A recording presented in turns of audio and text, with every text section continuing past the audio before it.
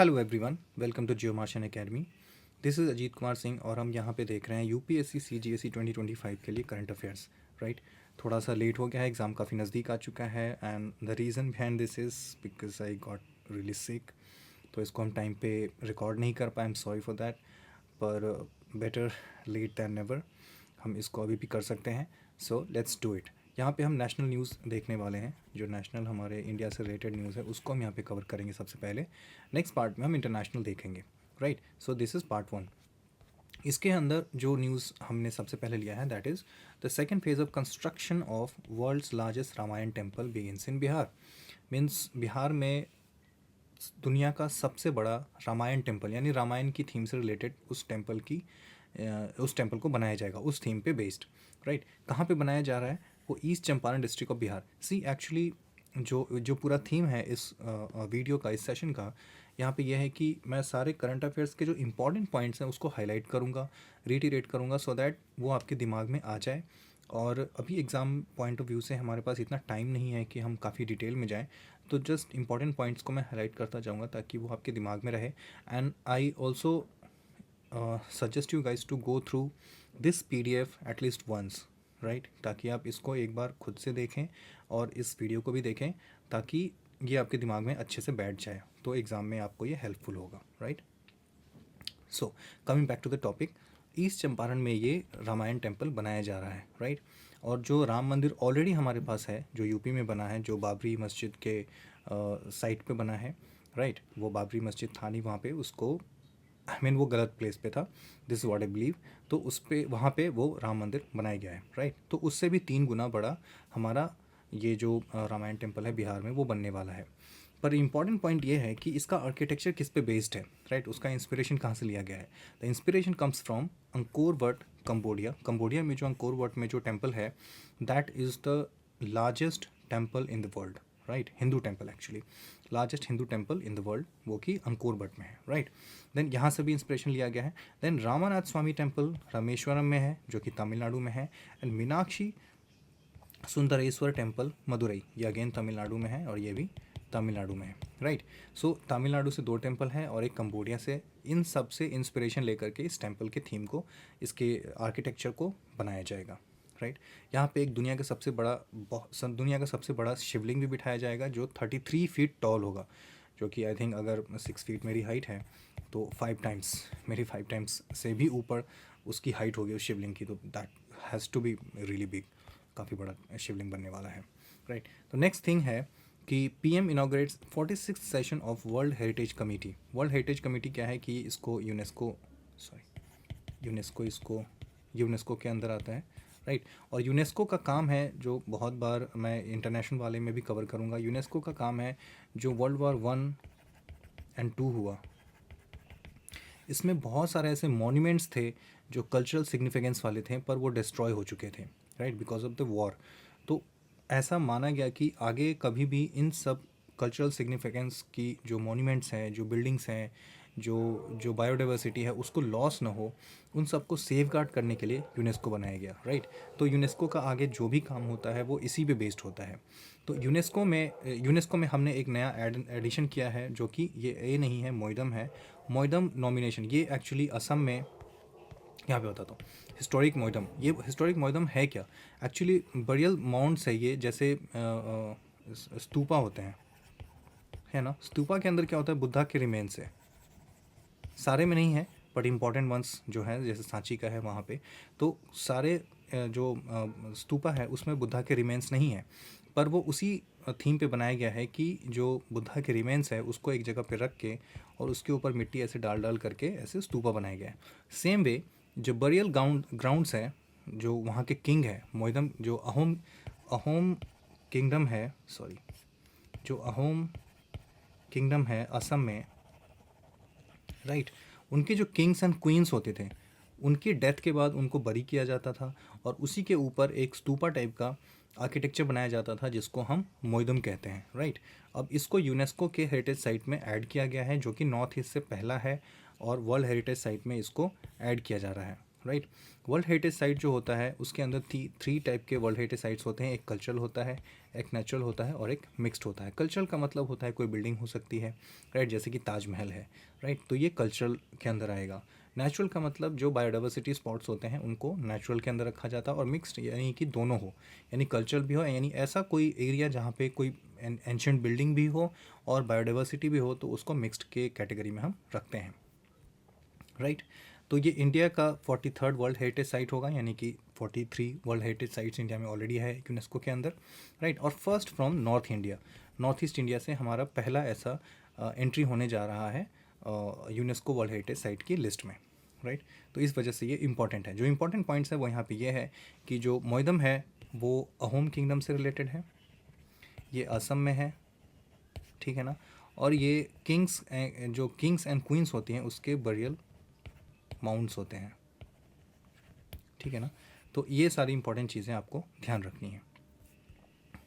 Then logo and tagline of 46th world heritage committee meeting. अब जो ये 46th meeting हुई है उसकी लोगो एंड टैगलाइन क्या है, राइट। जो उसका जो लोगो है ये विजय विट्ठल टेम्पल हम्पी से रिलेटेड है, वहाँ से इंस्पायर हुआ है ये। और ये मैं बता दूँ कि जो हम्पी है वो विजयनगर एम्पायर से रिलेटेड है। विजयनगर एम्पायर यानी कि हम्पी यानी कर्नाटका में, राइट। विजयनगर डायनेस्टी को बसाया, उसका जो पहला किंग था वो हरिहर वन, उसके पहले किंग थे। और जो उसके फाउंडर थे वो Harihara one and Bukka, Harihara and Bukka. अक्सर एक्चुअली बहुत बार ये सवाल पूछा जा रहा है कि पूछा गया है एक्चुअली कि विजयनगर किंगडम के फाउंडर कौन थे। सो that is Harihar and Bukka, right. ये आपको ये चीज़ें आपको ध्यान रखनी है, राइट। जो टैग लाइन, ओके, सो जो लोगो है वो जो चैरियट है हमारा हम्पी में उससे इंस्पायर्ड है। ये विजय विट्ठल टेम्पल इन हम्पी, वहाँ पे जो चैरियट है उससे इंस्पायर्ड है। एंड जो इसका टैग लाइन है वो है शाह नौ यशा, ठीक है। शाह नौ यशा means may our glory grow. और ये संस्कृत के एक तैत्तिरीय उपनिषद से लिया गया है। तो ये सारी पॉइंट्स आपको याद रखनी है। तैत्तिरीय उपनिषद से ये टैगलाइन लिया गया है, शाह नौ यशा। एंड इसका जो लोगो है वो वहाँ के जो चैरियट है उससे इंस्पायर्ड है, कहाँ की, हम्पी के चैरियट से। और जो विजयनगर एम्पायर है वो हम्पी से रिलेटेड है, उसके जो फाउंडर है वो हरिहरन बुक्का है। बस ये इंपॉर्टेंट पॉइंट्स आपको ध्यान में रखनी है, क्योंकि अगर ये पॉइंट अगर करंट अफेयर्स वाले उठाएंगे तो यही सारी उसके अराउंड की जो चीज़ें हैं वही पूछते हैं, राइट। अब हम ये देखते हैं कि जो जो चराईदेव मोइदम जो अभी हमने जस्ट पढ़ा, जो असम में अभी हमने देखा, वो चराईदेव डिस्ट्रिक्ट में है असम के। हम उसके बारे में देखते हैं कि ये चराईदेव है कहाँ पे। तो ये पटकाई हिल्स के अंदर आता है, राइट। चराईदेव डिस्ट्रिक्ट जो है वो पटकाई हिल्स के अंदर आता है। बस इतना काफ़ी है, वही काफ़ी सारी चीज़ें हम यहाँ पे रिपीट करते जा रहे हैं। जो मटेरियल यूज़ होता था इस बरियल ग्राउंड को बनाने के लिए, उसमें वुड यूज़ करते थे, लकड़ी, स्टोन एंड बर्न्ट ब्रिक्स भी यूज़ करते थे। तो मे बी ये भी कभी पूछा जा सकता है, अगर ऑप्शन में है तो आप इसको वहाँ से फिगर आउट कर सकते हैं। So the next topic is NITI Aayog launches संपूर्णता अभियान। संपूर्णता अभियान क्या है? जो नीति आयोग ने एक्चुअली क्या किया है कि एस्पिरेशनल डिस्ट्रिक्ट्स लिए हैं बनाने की, इन्होंने बात करी है एस्पिरेशनल डिस्ट्रिक्ट्स। अब ये एस्पिरेशनल डिस्ट्रिक्ट्स क्या है? 112 एस्पिरेशनल डिस्ट्रिक्ट्स इन्होंने चूज़ किए हैं, राइट। और इनको एक मार्कर की तरह यूज़ करेंगे, यानी उसको पहले डेवलप करेंगे, वहाँ पे सारी चीज़ें होंगी बेस्ट क्लास की, उसको एज ए मार्कर यूज़ करेंगे ताकि उस तरीके की दूसरी डिस्ट्रिक्ट्स हम डेवलप कर सकें अराउंड द कंट्री, राइट। यानी कि एक तरीके से पायलट प्रोजेक्ट है, तो उस बेसिस पे हम दूसरे डिस्ट्रिक्ट्स को डेवलप करेंगे। तो उसमें 500 ब्लॉक्स चूज़ किए गए हैं, 112 एस्पिरेशनल डिस्ट्रिक्ट्स चूज़ किए गए हैं। और इन्हीं को डेवलप करने के लिए संपूर्णता अभियान लिया है इन्होंने, नीति आयोग ने, जिसमें 3 मंथ्स का टाइम दिया गया है। 3 मंथ कैंपेन है जिसमें इसमें बहुत सारे पैरामीटर्स हैं, 6 पैरामीटर्स हैं जिसके ऊपर हम उसको डेवलप करेंगे। तो आपको बस इतना पता होना चाहिए कि नीति आयोग ने जो संपूर्णता अभियान लॉन्च किया है वो किससे रिलेटेड है? एस्पिरेशनल डिस्ट्रिक्ट्स से रिलेटेड है एंड एस्पिरेशनल ब्लॉक्स से रिलेटेड है। हमारे पास कितने एस्पिरेशनल डिस्ट्रिक्ट्स हैं? 112 एंड ब्लॉक्स कितने हैं? 500। बस इतनी सारी बातें आपको ध्यान रखनी है, ये इतने सारे पैरामीटर्स नहीं पूछे जाएंगे। Now this topic is very important. World's first Asian king vulture conservation breeding centre. दुनिया का पहला एशियन वल्चर किंग को, एशियन किंग वल्चर को हम कंजर्वेशन ग्राउंड बनाने जा रहे हैं, राइट। कहाँ बनेगा ये? उत्तर प्रदेश के महाराजगंज डिस्ट्रिक्ट में। ये सारी बातें आपको ध्यान रखनी है, उत्तर प्रदेश के महाराजगंज डिस्ट्रिक्ट में। अब ये वल्चर किंग है वो ऐसा दिखता है, इसको रेड हेडेड वल्चर भी बोलते हैं क्योंकि इसका रेड जो है वो हेड जो है वो उसका रेड कलर का होता है। अब इसको थ्रेट क्यों है और इसको बचाने की ज़रूरत क्या है? थ्रेट ये है क्योंकि जो वल्चर है वो डेड बॉडीज़ खाती हैं, ठीक है ना। डेड बॉडीज़ किसकी? एनिमल्स की। जो एनिमल्स मरते हैं वो वेटरिनरी, अगर वो बीमार हुआ है तभी मरा है, तो बीमार हुआ है तो उसके पास कोई वेटरिनरी तो डॉक्टर गया ही होगा, उसको दवाई दिया होंगे। कुछ दवाइयाँ जो दी होंगी उसमें डाइक्लोफिनाक नाम की एक दवाई होती है, डाइक्लोफिनाक नाम की एक दवाई होती है जो पेन रिलीव करने का काम, पेन रिलीवर होता है। और ये जो है वो वल्चर्स के लिए थ्रेटनिंग है क्योंकि इनकी लाइफ को डाइक्लोफिनाक से थ्रेट है। तो इस चीज़ से इंडिया में एक्चुअली डाइक्लोफिनाक जो है वो बैन हो चुका है, पर ये काफ़ी टाइम तक यूज़ में था जिसकी वजह से कंटिन्यूसली वल्चर्स की जो पॉपुलेशन है वो गिरते गई है, गिरते गई है, गिरते गई है, राइट। तो उसको हम कंजर्व करने के लिए ये स्टेप लिया गया है जो दुनिया में पहला ऐसा बनाया जा रहा है।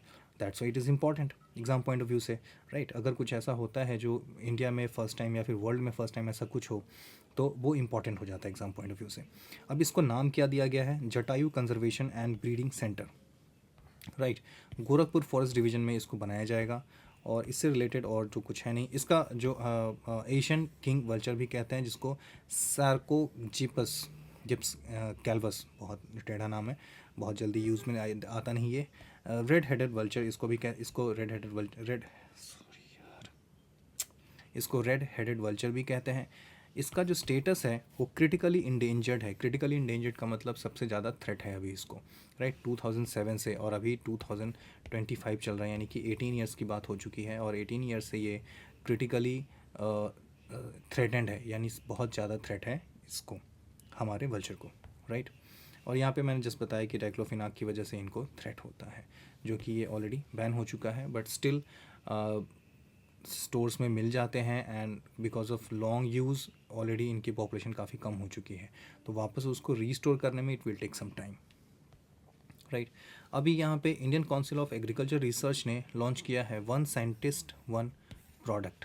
अब यहाँ पे एक चीज़ तो देखने वाली बात है कि इंडिया में इस तरीके की एक थीम ही चल रही है, one nation one election, one district one product, one scientist one product, right. ऐसी बहुत सारी चीज़ें यहाँ पे चल रही हैं। वन नेशन वन फर्टिलाइज़र, है ना। तो ऐसे बहुत सारी चीज़ें चल रही हैं। One nation one cut off जब आ जाएगा तब मैं मानूंगा कि इंडिया में काफ़ी डेवलप हो चुका है and society has quite been progressive. Otherwise हम ये सब बेकार की बातें करते रहते हैं। Then agriculture and animal husbandry के ऊपर ICAR ने इस फील्ड में ये बात करी है। इसका एजेंडा क्या है कि each scientist to develop a product, technology, model concept और पब्लिकेशन। हर एक साइंटिस्ट को ऐसा एजेंडा दिया जाएगा 5 ईयर प्रोग्राम के अंदर, और उसके अंदर कुछ ना कुछ प्रोडक्ट उनको लॉन्च करनी होगी। नाउ प्रोजेक्ट क्या हो सकती है?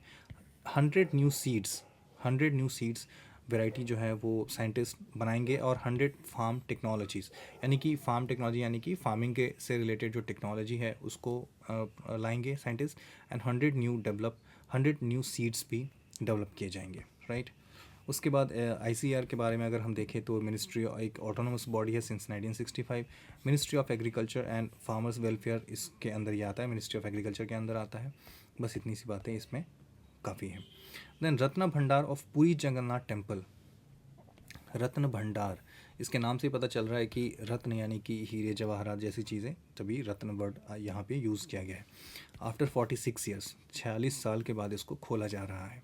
तो पुरी टेम्पल सबको पता होगा ही कि ये उड़ीसा में है, ठीक है। रत्न भंडार इसको इसलिए कहा जाता है क्योंकि इसके उस ट्रेजरी के अंदर काफ़ी सारा गोल्ड एंड सिल्वर है ऑलरेडी, राइट। और ये पूरी टेम्पल के अंदर ही आता है। अब उसको खोला गया है, तो ये सारी न्यूज़ की बातें हैं, पर जो एग्ज़ाम पॉइंट ऑफ व्यू से इंपॉर्टेंट चीज़ है वो ये है जगन्नाथ टेम्पल के बारे में हमें जानना कि उसको बनाया किसने। गंगा डायनेस्टी के किंग अनंत वर्मन चौदगंगा देवा, ठीक है, इन्होंने इसको बनाया। जो जगन्नाथ टेम्पल है उसको वाइट पगोड़ा भी कहते हैं, एंड पुरी का गोल्डन ट्रायंगल भी है। पुरी का गोल्डन ट्रायंगल में है Bhubaneswar, Puri and sun Konark temple. ये तीन चीज़ें उड़ीसा के गोल्डन ट्रायंगल में आती हैं, Bhubaneswar, sun temple and Puri, right. तो ये चीज़ें आपको ध्यान रखनी है एंड दैट्स इट, इससे ज़्यादा आगे जाना नहीं हमें। एंड एक है यहाँ पे आनंद मैरिज एक्ट है। इसके बारे में जस्ट ये जानना है कि आनंद मैरिज एक्ट जो है वो सिख्स से रिलेटेड है। जो सिख कम्युनिटी है हमारे कंट्री में, उनकी मैरिज से रिलेटेड है। अगर वो अपनी मैरिज को लीगली एक सैंक्शन देना चाहते हैं, एक लीगल बैकिंग देना चाहते हैं, then they use Anand marriage act 1909। तो ये सिख कम्युनिटी से रिलेटेड है। वैसे ये बहुत बड़ा न्यूज़ है नहीं, बट फिर भी just I have covered it. ये काफ़ी इंपॉर्टेंट न्यूज़ है। इंडिया रैंक्स 5th इन जनरेटिव एआई इनोवेशंस। जो एआई का अभी, AI is the new fuel, right. AI is the new world. यानी हम कह सकते हैं कि दुनिया अगर कहीं जाने वाली है, अगर कहीं प्रोग्रेस है, कहीं डेवलपमेंट का स्कोप है, सो दैट इज़ एआई। यहीं पे अभी सब कुछ होने वाला है। अभी डीप सीक का तो आपने नाम न्यूज़ सुना ही होगा। चाइना ने बना लिया और उसने ओपन एआई को ऐसा चैलेंज दिया है कि उसके तो नाविडिया के तो पूरे शेयर्स ही गिर गए हैं। सो यू कैन सी कि एक चैटबॉट बनाने की वजह से पूरी की पूरी इकोनॉमी हिल जाती है एक कंट्री की। So that's how the powerful this technology is, right. अभी यहाँ पे जो इम्पोर्टेंट चीज़ है वो ये है कि इंडिया की रैंकिंग इसमें 5th है, राइट। तो 4 और कौन है? चाइना सबसे आगे है, उसके बाद यूएस है, साउथ कोरिया एंड जापान। अब किस कॉन्टेक्स्ट में आगे है? Patents, right. AI related patents के मामले में चाइना सबसे आगे है, उसके बाद US, South Korea, Japan and then India आता है 5th नंबर पे, राइट। तो ये इतना आपको जानने की ज़रूरत है। अब ये जो डेटा है वो किसने दिया है? विपो, यूएन की बॉडी है, world intellectual property organization, right. जो पेटेंट्स देती है और वो यूएन के अंदर आती है। तो उन्हीं ने ये जो डेटा है, ये रैंकिंग है, वो रिलीज़ करी है, जिसमें इंडिया 5th नंबर पे आता है, राइट। देन केरला में एक deep sea water transport container transshipment start किया गया है, जो कि विजिंजम केरला, ये एक पोर्ट है, वहाँ से ये स्टार्ट किया गया है। तो अगर कभी भी आता है कि विजिंजम केरला में क्या उससे रिलेटेड क्या न्यूज़ है, तो आपको पता हो जाना चाहिए कि वहाँ पे एक ट्रांसशिपमेंट यानी कि डीप सी कंटेनर ट्रांसपोर्ट होगा, जो कि एक शिप होगा जिस शिप से किया जाएगा उसका नाम है MV San Fernando, right. Then the next topic is centre declares June 25 June as Samvidhan हत्या दिवस। एक्चुअली ये पॉलिटिकल न्यूज़ है, एग्ज़ाम में आने के चांसेस थोड़े कम हैं, but still I choose to cover it. जून संविधान हत्या दिवस। अब बीजेपी वाले अक्सर इस बात पे चिल्लाते रहते हैं कि संविधान की हत्या कर दी, पर किस कॉन्टेक्स्ट में? क्योंकि इमरजेंसी इम्पोज की गई थी उस समय 1975 में, राइट। डेट क्या था? 21 जून का, 21 जून, सॉरी 12 जुलाई, नहीं सॉरी ये नहीं है, 12 जुलाई नहीं है, जून 25 को वो इमरजेंसी इम्पोज की गई थी। और जो इमरजेंसी चली थी वो चली थी 21 मार्च 1977 तक, राइट। इंदिरा गांधी उसमें प्राइम मिनिस्टर थी, उन्होंने ही इमरजेंसी इम्पोज किया था, और इसी की वजह से ये लोग हमेशा संविधान हत्या दिवस मनाने की बात करते रहते थे और करवा भी दिया है, right. The next topic is कि यहाँ पे जस्ट एक ये स्टैटिक का पार्ट है, लेकिन मुझे दिख गया तो मैंने यहाँ पे कवर कर लिया है। लीडर ऑफ अपोजिशंस कितने अभी बन चुके हैं, उनकी लिस्ट है। The first leader of opposition was doctor Ram Subhag Singh, ठीक है, ये आपको ध्यान रखना है, doctor Ram Subhag Singh. Second Y Chavan, CM Stephen, 3 काफ़ी है, याद रखना। एंड लास्ट इज़, हमें सबको पता है कि राहुल गांधी हमारे लीडर ऑफ अपोजिशन है currently, right. Then next comes SDGs, sustainable development goals, right. अब इसमें जो इंडिया का स्कोर है वो कंटिन्यूसली इम्प्रूव होता जा रहा है। अब देखो 2018 में ये 57 था, 19 में ये 60 था, 20 में ये 66 है, 23 में 71 हो चुका है। सो कंटिन्यूसली इम्प्रूव कर रहा है, but that is not the news, क्योंकि ये आपसे पूछा नहीं जाएगा कि स्कोर क्या है। फिर भी आप ध्यान रख लो कि 71 अभी करंट स्कोर है, राइट, लेटेस्ट स्कोर जो है। बट ये यहाँ पे न्यूज़ है कि इंडिया बहुत सारी जगहों पे जो ग्रीन दिख रहा है, वहाँ पे आप देख सकते हो ग्रीन दिख रहा है, वो फ्रंट रनर है। ब्लू हमारे पास एक भी नहीं है, यानी 100 जो पॉइंट्स है वो अभी कहीं पे भी हमने अचीव नहीं किया है, किसी पैरामीटर में अचीव नहीं किया। 16 डेवलपमेंट गोल्स होते हैं SDG के अंदर, ये भी आपको पता होना चाहिए, राइट। और उस किसी में भी हमने 100 स्कोर नहीं किया है, पर हम फ्रंट रनर है काफ़ी सारी जगहों पे, राइट। उसमें से 3 हमारे येलो है, यानी कि 3 पे हम परफॉर्मर हैं। 50 to 64 का स्कोर है। उन तीनों क्या है वो आपको पता होना चाहिए, राइट। द फर्स्ट है वो जो परफॉर्मर है वो ज़ीरो हंगर में अभी हम स्टिल परफॉर्मर हैं, क्वालिटी एजुकेशन में हम परफॉर्मर है, इंडस्ट्री इनोवेशन में भी हम परफॉर्मर है।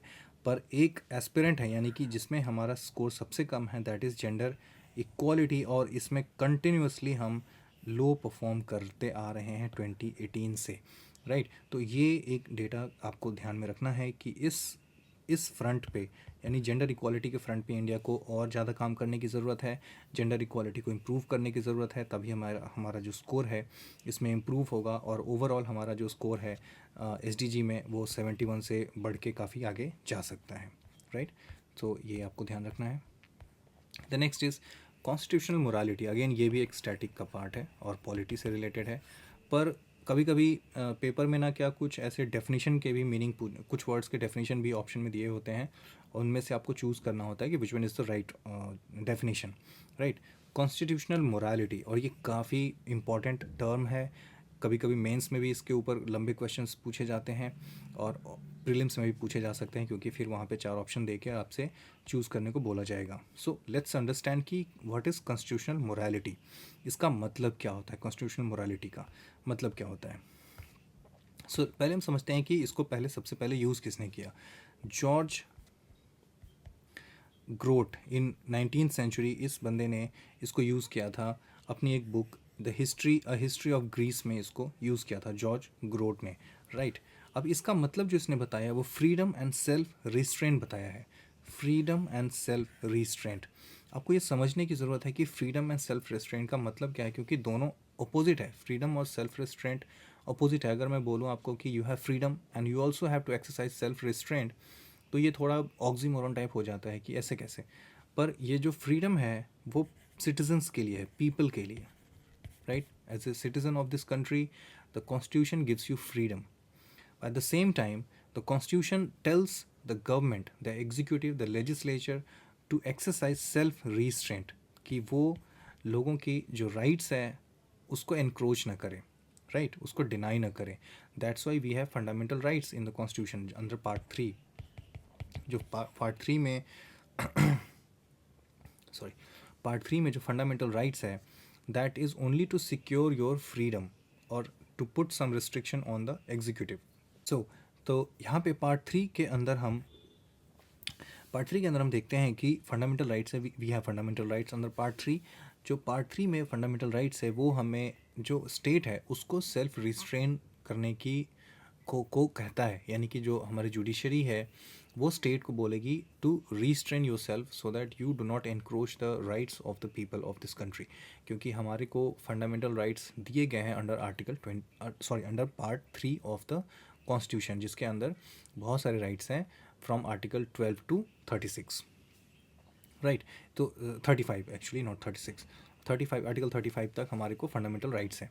सो इतने सारे फंडामेंटल राइट्स के अंदर जो मैक्सिमम चीज़ें हैं वो ये हैं कि हमें फ्रीडम मिलेगी and the state will have to use self restraint, यानी कि वो हमारे को बिना किसी वजह से हमारी जान न ले ले, हमें हमें जेल में बंद ना कर दे, राइट। किसी को उठा के जेल में बंद कर दिया, राइट। किसी को स्पीच नहीं है, लाइक प्रेस के ऊपर रिस्ट्रिक्शन लगा दिया, जैसे इमरजेंसी के टाइम पे इंदिरा गांधी ने लगाया था, right. So these things must not happen, that's why we have come to the word called constitutional morality, right. कि हम जो जो एग्जीक्यूटिव है या फिर जो लेजिस्लेचर है या फिर जो जुडिशरी है वो जो अपना काम करे उसको कॉन्स्टिट्यूशन की जो थीम्स हैं उसको फॉलो करनी है। लाइक थीम्स मतलब फ्रीडम, इक्वालिटी, है ना, ये सारी फ्रेटर्निटी, राइट। इन सब चीज़ों को ध्यान में रखते हुए जब ये स्टेट के जो तीनों ऑर्गन्स हैं एग्जीक्यूटिव, लेजिस्लेचर एंड जुडिशरी, ये तीनों ऑर्गन्स एक स्टेट के अंदर आते हैं,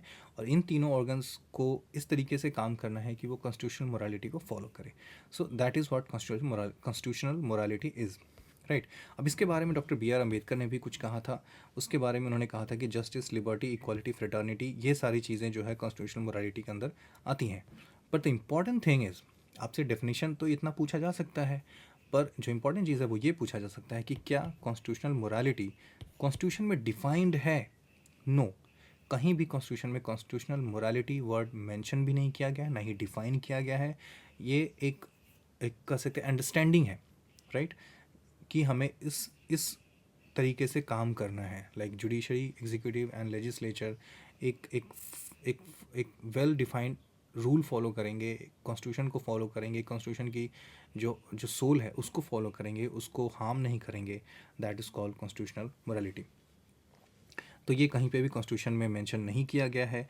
अब इसमें कुछ ऐसे इसके जो पैरामीटर्स है वो बताए जाते हैं कि justice, equality, liberty, preamble itself is a part of constitutional morality, है ना, rule of law, right to equality, nations unity, right, integrity, social justice, individual liberty, freedom and expression, article 12 to 35 यानी कि फंडामेंटल राइट्स, आर्टिकल 36 to 51 यानी कि DPSP, ये सारी चीज़ें आती हैं कॉन्स्टिट्यूशनल मोरालिटी के अंदर। पर इतना आपको। So the next topic is space sector में प्राइवेट एंट्री, यानी कि प्राइवेट कंपनीज़ की एंट्री स्पेस सेक्टर में हुई है। So the first company to enter in the space sector is Skyroot Aerospace, right. ये पहली कंपनी है जो स्पेस सेक्टर में एंट्री कर चुकी है। जैसे कि दूसरी कंट्रीज़ में देखें, सपोज़ अगर हम USA में देखें, राइट, तो वहाँ पे नासा है जो उनकी स्टेट की PSU है, राइट। पर वहाँ पे इलन मस्क भी है, राइट। इलन मस्क ने भी एंट्री करी है, जिसको स्पेस एक्स कहते हैं, सॉरी, जो उनकी कंपनी है that is called space x, right. और इसी एक्स से लेकर के उन्होंने ट्विटर का भी नाम एक्सचेंज एक्स रख दिया है। So this X comes from there. So same way India में भी प्राइवेट पार्टीज़ की एंट्री, प्राइवेट कंपनीज़ की एंट्री करना ज़रूरी है, क्योंकि दे इन्वेस्ट, वो फंड भी लाते हैं एंड वो एम्प्लॉयमेंट जनरेशन भी करेंगे। इसकी वजह से ये सारी चीज़ें इंपॉर्टेंट होती हैं। So the important thing is कि इंडिया में जो पहली कंपनी एंटर करी है स्पेस सेक्टर में that is called Space Root Aerospace, जिसने विक्रम S रॉकेट लॉन्च किया। दूसरी कंपनी जो एंटर करी है वो है अग्निकूल कॉस्मोस, जिन्होंने अग्निबाण नाम की रॉकेट लॉन्च करी है। अग्निबाण के बारे में इम्पॉर्टेंट चीज़ ये है कि अग्निबाण एक ऐसा रॉकेट है जिसके अंदर दुनिया का पहला सिंगल पीस 3D इंजन लगाया गया है, सेमी क्रायोजेनिक रॉकेट इंजन लगाया गया है। That's why it is important, right. Agnikul जो प्राइवेट कंपनी है that is based in IIT Madras Chennai, right. So ये चीज़ें आपको ध्यान रखनी है। एक चीज़ वर्ड है यहाँ पे है सोर्टेड, जिसका फुल फॉर्म है सब ऑर्बिटल टेक्नोलॉजिकल डेमोन्स्ट्रेटर। तो ज़रूरी नहीं कि इसका फुल फॉर्म पूछा जाए, पर अगर कभी भी आ सकता है तो you must keep this thing in mind, right. इससे इंपॉर्टेंट चीज़, इससे बातें जो इंपॉर्टेंट थी वो इतनी सी थी जो हमने आपको बता दिया।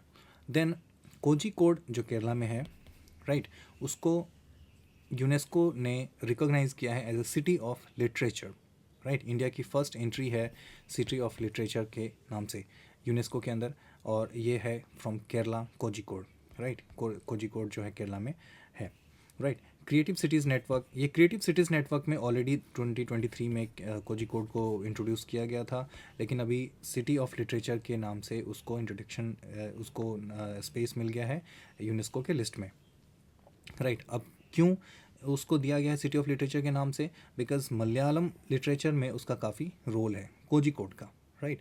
That's why it has been introduced in the UNESCO list, right. इतना आपको पता होना चाहिए। देन कोझिकोड के बारे में कुछ कुछ बताया गया है कि वास्को डी गामा, कोझिकोड का पुराना नाम कालीकट था, और वहीं कालीकट में आपको सबको पता है कि 1498 में वास्को डी गामा वहीं पे आता है, और उसके बाद हमारी हिस्ट्री बदल जाती है, राइट। यानी कि इंग्लिश रूल की 712 में मोहम्मद बिन कासिम आता है, राइट। एंड 1498 में वास्को ड गामा आता है, राइट। और यहाँ से हिस्ट्री, यहाँ से लेकर के यानी कि 712 से लेकर के एंड 1498 तक इसको हम मुस्लिम हिस्ट्री भी कह सकते हैं, राइट, मिडिवल हिस्ट्री भी कहते हैं। और 1498 से लेकर के उसके आगे का जो टाइम पीरियड है that is called modern history, right. और 712 से पहले की जो हिस्ट्री है उसको हम एंशेंट हिस्ट्री के नाम से जानते हैं। जब हिस्ट्री आप पढ़ते हैं तो उसका टाइमलाइन यही होता है। इसके पहले हम एंशेंट पढ़ते हैं 712 के पहले, 712 के से 1498 तक हम मिडिवल हिस्ट्री पढ़ते हैं। 1498 के बाद से जो भी हिस्ट्री होती है स्टिल इंडिपेंडेंस, उसको हम एज ए मॉडर्न हिस्ट्री के नाम से जानते हैं, राइट। तो ये चीज़ें इंपॉर्टेंट थी जो कि आपको पता होनी चाहिए, राइट। तो कोझिकोड को वर्ल्ड सिटी ऑफ लिटरेचर के नाम से जाना जाएगा और उसको यूनेस्को की लिस्ट में स्पेस दिया गया है। देन डीडी किसान यानी किसानों की हेल्प के लिए एक डीडी न्यूज़ पे डीडी चैनल पे, दूरदर्शन चैनल पे एक एआई एंकर लॉन्च किया गया है। एआई एंकर होगा जिसका नाम होगा एआई कृष एंड एआई भूमि। तो एआई कृष एंड एआई भूमि, अगर कभी क्वेश्चन ऐसे आएगा कि एआई कृष एंड एआई भूमि किससे रिलेटेड है, क्या है ये, ऐसा पूछा जा सकता है। तो they are AI anchors, right, AI anchors हैं और ये फार्मर्स को फार्मिंग से रिलेटेड जो भी इंफॉर्मेशन चाहिए वो ये लोग देंगे, ये दोनों एआई एंकर्स इनको देंगे। 50 लैंग्वेजेस में ये बात कर सकते हैं जो एंकर्स हैं। This much is important. Then India's first green hydrogen pilot project inaugurated in Jhakri, Himachal Pradesh. अब सबसे पहले इसमें हम ये जानते हैं कि ग्रीन हाइड्रोजन क्या होता है। C hydrogen is a fuel, हमें सबको पता है, बट ग्रीन हाइड्रोजन क्या है? ग्रीन हाइड्रोजन वो होता है कि हाइड्रोजन के प्रोडक्शन के लिए जब हम वो फ्यूल यूज़ करते हैं जो रीन्यूएबल हो प्लस उससे कोई भी एमिशन ना हो, राइट, हार्मफुल एमिशन ना हो, लाइक CO2 एमिशन ना हो, ग्रीन हाउस गैस एमिशन ना हो, then it is called green hydrogen. तो ये तभी हो सकता है जब इसमें रीन्यूएबल एनर्जी हम यूज़ करें, लाइक सनलाइट, राइट, सनलाइट के यूज़ से अगर हम हाइड्रोजन प्रोड्यूस कर रहे हैं, that will be called green hydrogen. तो इसका पहला प्लांट लॉन्च किया गया है पायलट प्रोजेक्ट के फॉर्म में हिमाचल प्रदेश में, राइट, जिसमें 14 kg ग्रीन हाइड्रोजन प्रोड्यूस किया जाएगा डेली 8 घंटे के ऑपरेशन के बाद। पर देखने से see the problem is green hydrogen जब हम कहते हैं तो क्या ये रियली में ग्रीन है? देखते हैं एक बारी। जैसे ग्रीन हाइड्रोजन के प्रोडक्शन के लिए सपोज़ हमने सोलर सेल्स यूज़ किए, ठीक है ना, सोलर पैनल्स यूज़ किए, वेरी गुड, हमने सोलर पैनल यूज़ किया तो उससे हमें कोई प्रोडक्शन नहीं हुआ, हमने ग्रीन हाउस गैस का एमिशन नहीं किया, वेरी गुड। पर सोलर पैनल्स के प्रोडक्शन के लिए, क्योंकि सोलर पैनल्स जो हम यूज़ कर रहे हैं ग्रीन हाइड्रोजन के प्रोडक्शन के लिए, ये सोलर पैनल के प्रोडक्शन के लिए तो फ्यूल यूज़ हुआ होगा, राइट, वो तो ग्रीन नहीं होगा।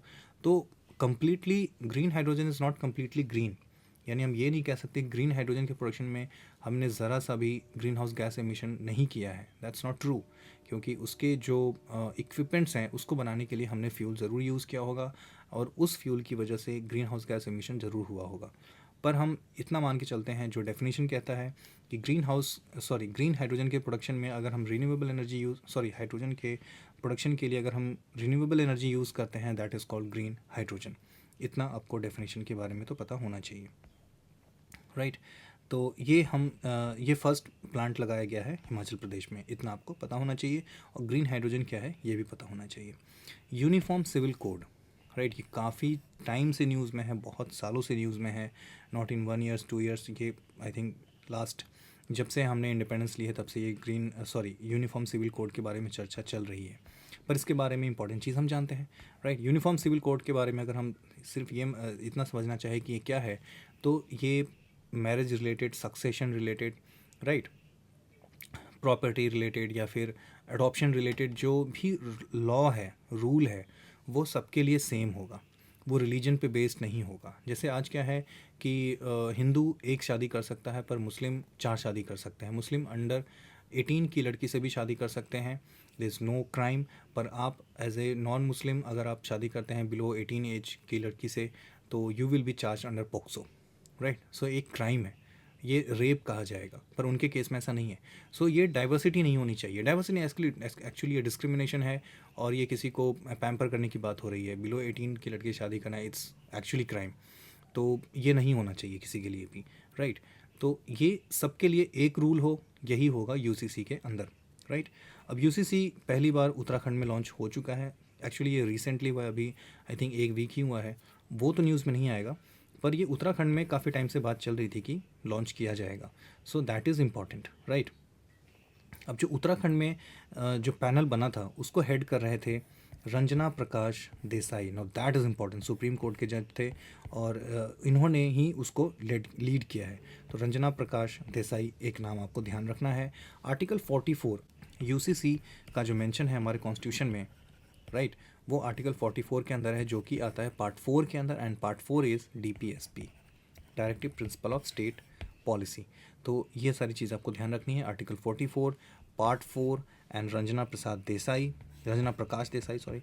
तो ये सारे नाम आपको ध्यान रखने हैं यूसीसी से रिलेटेड, और उत्तराखंड में ये ऑलरेडी इम्प्लीमेंट हो चुका है and that's the latest news. पर वो आपके क्वेश्चन पेपर में नहीं आएगा क्योंकि क्वेश्चन पेपर ऑलरेडी बन चुका होगा जब यूसीसी लॉन्च हुआ, इम्प्लीमेंट हुआ उत्तराखंड में तब, right. Now GAIL sets up India's first small scale liquefied natural gas unit at Vijaypur Madhya Pradesh. Madhya Pradesh में पहला लिक्विफाइड नेचुरल गैस के प्रोडक्शन के लिए पहला सेटअप किया गया है। तो आपको ये ध्यान रखना है किसने लॉन्च किया, गेल ने, एंड मध्य प्रदेश में किया गया है ये।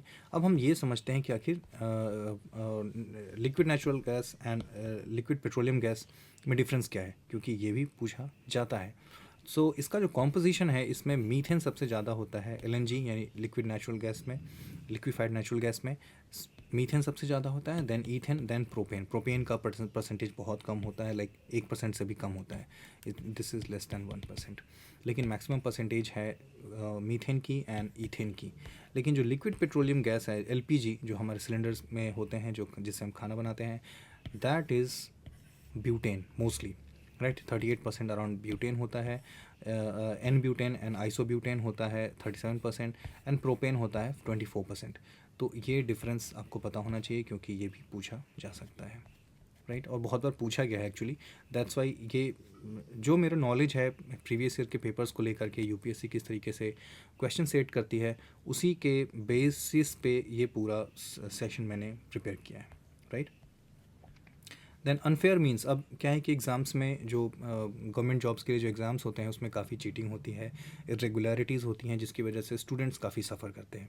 तो उससे निपटने के लिए एक नया लॉ पास किया गया है जिसका नाम होगा public examinations prevention of unfair means act 2024, right. अब इसके बारे में कुछ डिटेल जान लेते हैं। क्यों किया गया है, क्योंकि क्वेश्चन पेपर लीक हो जाता है, ओएमआर शीट के साथ छेड़खानी की जाती है, कैंडिडेट्स को कोई सपोर्ट कर रहा होता है, या फिर आंसर शीट के साथ टैंपरिंग की जाती है, यानी उस पर या तो आंसर लिखे जाएंगे एक्स्ट्रा आंसर अगर किसी को एक्स्ट्रा एडवांटेज देनी है तो, राइट। तो इन सब की वजह से इससे निपटने के लिए हमने ये लॉ बनाया है। नाउ उसके जो ये लॉ है वो कौन से किस किस एग्ज़ाम को कवर करेंगे, सारे एग्ज़ाम्स को कवर नहीं करेंगे, पर यूपीएससी जो भी एग्ज़ाम कंडक्ट करेगी वो इस लॉ के अंदर आएगा। एसएससी यानी कि स्टाफ सिलेक्शन कमीशन जो भी एग्ज़ाम कंडक्ट करेगी वो इस लॉ के अंदर आएगा।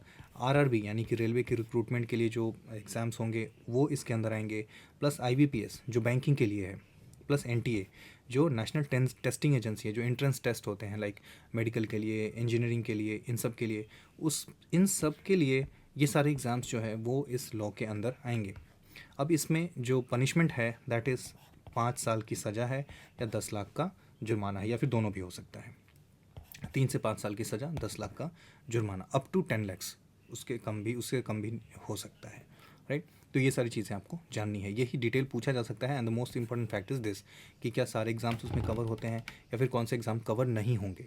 तो ये 5 टाइप के एग्ज़ाम हैं जो कवर होते हैं, UPSC, SSC, RRB, IBPS and NTA. इतना आपको ध्यान रखना है, राइट। देन एक कभी कभी ये ज्योग्राफी से रिलेटेड या मैप से रिलेटेड क्वेश्चन भी आते हैं, जिसमें सक्सगाम वैली काफ़ी इंपॉर्टेंट है, क्योंकि चाइना अक्सर एग्रेसिव हो जाता है हमारी बाउंड्री पे, जो कि तिब्बत का एरिया है या फिर जो अरुणाचल का एरिया है वहाँ पे, या फिर अक्साई चीन का एरिया है वहाँ पे। तो सक्सगाम वैली के बारे में हम जानते हैं कि ये कहाँ पे है। तो ये जो ब्राउन पार्ट है वो दिख रहा है आपको, आपसे ये पूछा जाएगा कि गिलगित बल्तिस्तान के ये ईस्ट में है, सियाचिन ग्लेशियर के ये नॉर्थ में है, अक्साई चीन के ये वेस्ट में है, राइट। बस इतना आपको समझना है। और ये आज़ाद कश्मीर यहाँ पे लिख दिया है, ये गलत है, this is Pakistan occupied Kashmir. हम इंडिया में इसको आज़ाद कश्मीर नहीं कहते, हम इसको पीओके कहते हैं, राइट। तो ये आपको सक्सगाम वैली के बारे में आपको पता होना चाहिए कि कहाँ पे है, क्योंकि पूछा जा सकता है कि कहाँ पे है। तो बस ये बोल देंगे कि गिलगित बल्तिस्तान के किस तरफ है, सियाचिन ग्लेशियर के किस तरफ है, अक्साई चीन के किस तरफ है। तो ये आइडिया आपको होना चाहिए, right. Then comes Bhishm cubes. ये क्या है? भारत हेल्थ इनिशिएटिव फॉर सहयोग हित एंड मैत्री। ये ऐसा नाम देते हैं बहुत अजीब सा, पर दैट्स अ गुड थिंग कि जो एक्रोनिम बनता है that is inspired from Indian culture, है ना, इंडियन हिस्ट्री से रिलेटेड होता है। So that's a good thing. तो हमारे प्राइम मिनिस्टर ने यूक्रेन को दिया है ये भीष्म क्यूब्स, राइट। कितने क्यूब्स दिए? 4, 4 मॉड्यूल दिए हैं इसके। इसका काम क्या है? It will help in early evacuation and treatment of injured soldiers during the war. Actually क्या है कि ये कोई छोटे से ऐसे क्यूब्स नहीं है, ये एक कह सकते हैं एक छोटा केबिन होगा जिसके अंदर एक पूरी की पूरी ऑपरेशन थिएटर होगी, फर्स्ट एड किट होगा, राइट। उसके अंदर अपना ऑक्सीजन प्रोड्यूस करने की कैपेसिटी होगी, वो पावर जनरेट कर सकता है खुद से भी, यानी कि कहीं पे भी उसको हम इस्टेब्लिश कर सकते हैं। लाइक अगर हाई माउंटेन पे ले जा कर के भी हम उसको यूज़ कर सकते हैं, वहाँ पे हमारे सोल्जर अगर फंसे हुए हैं और वहाँ से हम उसको निकाल नहीं पा रहे हैं उनको अगर सपोज़, तो हम ये क्यूब्स वहाँ पे ड्रॉप कर सकते हैं। डॉक्टर्स वहाँ पे जाएंगे और वहीं पे ऑन द स्पॉट हम उनको ऑपरेट कर सकते हैं, उनको ट्रीट कर सकते हैं and they can be saved. हमारे सोल्जर्स, हम उनकी जान बचा सकते हैं, राइट। तो ऐसे ही क्यूब्स दिए गए हैं यूक्रेन को इंडिया की तरफ से। सो this is a diplomatic win from India, क्योंकि इंडिया साइड, क्योंकि हम रशिया से भी क्लोजनेस रखते हैं, उनसे भी प्रॉक्सिमिटी है, हम यूक्रेन को भी गिफ्ट्स दे रहे हैं। सो that is a diplomatic victory in my opinion. India becomes the 18th country to sign security pact for of supply arrangement with USA। USA के साथ हमने सिक्योरिटी पैक्ट साइन किया है, जिसमें क्या होगा कि हम इवन इन कह सकते हैं कि एडवर्स सिचुएशन, जैसे क्या होता है कि अगर हम सपोज़ रशिया के साथ अगर हम काफ़ी क्लोज होने लगे तो यूएसए हमारे ऊपर सैंक्शन लगाएगा। उन केस उस सिचुएशन से बचने के लिए हमने ये पैक्ट साइन किया है, जिसमें क्या है कि हम जो अपनी तेजस बना रहे हैं, हमारे को 1883 तेजस बनाने हैं जो कि HAL बना रहा है, उसके लिए हमें GEF 404 टर्बोफैन जेट इंजन्स चाहिए यूएस से। और जब हम ये पैक्ट साइन करेंगे तो उसको हम आसानी से अक्वायर कर सकते हैं। तो ये पूछा जा सकता है कि इस जो SOSA है उससे हमें इंडिया को क्या फ़ायदा होगा, उसका रीज़न क्या है साइन करने का। सो दिस इज़ द रीज़न, क्योंकि हमें तेजस बनाना है। तेजस के लिए जो हमें इंजन चाहिए that will come from US, ठीक है ना। यूएस का जो फर्म है जनरल इलेक्ट्रिक, उससे हम ये लेने वाले हैं, राइट। तो हमें इस पैक्ट से फ़ायदा होगा। और इंडिया ऐसी 18th कंट्री बन चुकी है, बाकी सारी कंट्रीज़ भी हैं जो यूएस से ऐसी पैक्ट साइन कर चुके हैं। तो इंडिया की एक्ट ईस्ट पॉलिसी क्या है? अब इंडिया का जो मैप है वो इस तरीके से है, राइट। यहाँ पे नॉर्थ ईस्ट है, ये इंडिया का साउथ पार्ट है, ये वेस्टर्न पार्ट है, ये ईस्टर्न पार्ट है, राइट। अब यहाँ पे म्यांमार है, इधर थाईलैंड है, ऊपर हमारे चाइना है। चाइना तो हमारा एडवर्सरी है, हम चाइना से कोई रिलेशन चाहते नहीं, बट हम म्यांमार, थाईलैंड या फिर साउथ ईस्ट एशिया के जो बाकी कंट्रीज़ हैं यहाँ पे, उससे हमारे रिलेशन अच्छे हो, उसके लिए प्लस जो नॉर्थ ईस्ट का जो हमारा एरिया है उसका डेवलपमेंट फास्ट हो, क्योंकि वहाँ पे जो कम्युनिकेशन का जो ग्रोथ है वो काफ़ी कम हुआ है। उसकी वजह से इस एरिया में पॉवर्टी ज़्यादा है और ग्रोथ कम है। वहाँ पे एंटी स्टेट फीलिंग भी है, जो वहाँ पे गुरिल्ला वॉरफेयर चलते रहता है, उल्फा है, राइट। इन सब की वजह से एंटी स्टेट जो फीलिंग है वो काफ़ी ग्रो होती है। तो स्टेट का ये मानना है, यानी इंडियन गवर्नमेंट का ये मानना है कि अगर हम वहाँ पे डेवलपमेंट को प्रमोट करें तो लोग जो है मेन स्ट्रीम से जुड़ेंगे, यानी कंट्री के जो मेन आइडियाज़ हैं उनसे जुड़ेंगे, एंटी स्टेट फीलिंग्स को कम करेंगे। That's why the Indian government wants development there, यानी कि नॉर्थ ईस्ट में।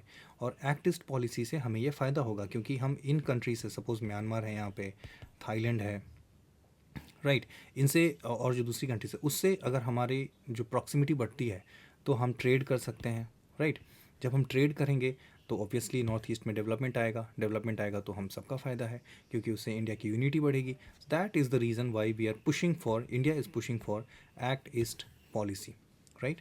ये इसका मतलब है। अगर पूछा जाए कभी एग्ज़ाम में कि इसका क्या मतलब है, तो यही मतलब है। अब एक्ट ईस्ट पॉलिसी जो है वो 3 C's के पिलर्स पे डिपेंड करती है। कॉमर्स, कल्चर एंड कनेक्टिविटी यानी ट्रांसपोर्ट, कल्चर यानी कि कल्चरल और कह सकते हैं कि एक्सचेंज, एंड कॉमर्स होगा तभी डेवलपमेंट होगी। So this is what act east policy is, right. Then हम आते हैं तालिबान के बारे में। तालिबान के बारे में बात नहीं करें अगर, तो हमारा डिस्कशन ही पूरा नहीं होता। तालिबान ने नया क्या किया है? Propagation of virtue and prevention of vice, right. Taliban की अपनी डेफिनेशन है वाइस एंड वर्चू की, जो कि जो पॉपुलर बिलीफ है वाइस एंड वर्चू की, उसके ऑलमोस्ट अपोजिट है, राइट। तो यहाँ पे इन्होंने क्या कहा है, एक नया रूल पास किया है, लॉ पास किया है, जिसको ये कहते हैं propagation of virtue and the prevention of vice. इसमें क्या किया इन्होंने, मिनिस्ट्री ऑफ तालिबान की मिनिस्ट्री जो है वो, उन्होंने क्या किया है कि मोरालिटी एंड वर्चू को प्रमोट करने के लिए आर्टिकल 13 के अंदर उन्होंने कुछ नए लॉ बनाए हैं, जिसमें women will be required to cover their entire body, right. यानी कि ऊपर से नीचे तक वो जो ब्लैक टेंट होता है उसके अंदर वो कम्प्लीटली कवर करेंगे खुद को, इंक्लूडिंग देयर फेसेस, है ना, बाल और गर्दन। जो हिजाब कहते हैं वो हेयर एंड नेक को ढकने के लिए होता है, but complete body has to be covered. And उसके लिए उन्होंने लॉ एनफोर्स किया है, right. No women will be allowed to look at man who are not related to them by blood और मैरिज, यानी कि अगर फैमिली वाले नहीं है और हस्बैंड नहीं है तो उसको वुमेन देख भी नहीं सकती। This is the new law. Public में सिंग नहीं कर सकते, गाना नहीं गा सकते, लाउडली पढ़ नहीं सकते, कुछ बोल नहीं सकते, क्योंकि उनका मानना है कि the women voice is considered intimate. जो विमेन की वॉइस है वो इंटीमेट कंसिडर की जाती है और इसलिए उसको बैन किया जाएगा, राइट। पहले यूनिवर्सिटी तक विमेन जाती थी पढ़ाई के लिए, एजुकेशन के लिए, but now this has been fixed और कैप्ड एट 6th ग्रेड, यानी छठी क्लास से ऊपर कोई विमेन पढ़ाई नहीं करेगी। ये इनका नया रूल कहता है। तो और क्या रिस्ट्रिक्शन है? Playing music forbid man from shaving their beards, man को बियर्ड शेव नहीं करना है, सबको बियर्ड रखना है, that's a very good thing. Require adherence to prayer and religious fast, ये सारे काम जो है स्टेट का काम है, यानी तालिबान जो है वो स्टेट वो ये सारे काम करेंगे और ये सब कुछ आता है अंदर sharia law. Now that brings to the question, is hijab really a choice? क्योंकि जब इंडिया में हिसाब के ऊपर जब इतना डिस्कशन एंड डिबेट होता है तो यहाँ पे हमेशा ये कहा जाता है हिसाब इज़ अ चॉइस। तो अब मुझे समझ में नहीं आ रहा कि is it really a choice, क्योंकि वहाँ पे एक लॉ बना करके इन्फोर्स किया जा रहा है। तो definitely this is not a choice, क्योंकि अगर चॉइस होता तो एक लॉ बनाने की ज़रूरत ही नहीं पड़ती। सो हिजाब is actually not a choice, पर इंडिया में कुछ ऐसे हैं एलिमेंट्स जो इसको चॉइस का नाम दे करके इंडियन मुस्लिम को उसके ऊपर इन्फोर्स करना चाहते हैं हिजाब। और इंडियन स्टेट इस मामले में काफ़ी वीक मालूम पड़ती है, right. So will not go into that politics, हमें सिर्फ जो इंपॉर्टेंट चीज़ें हैं वो जानने की ज़रूरत है।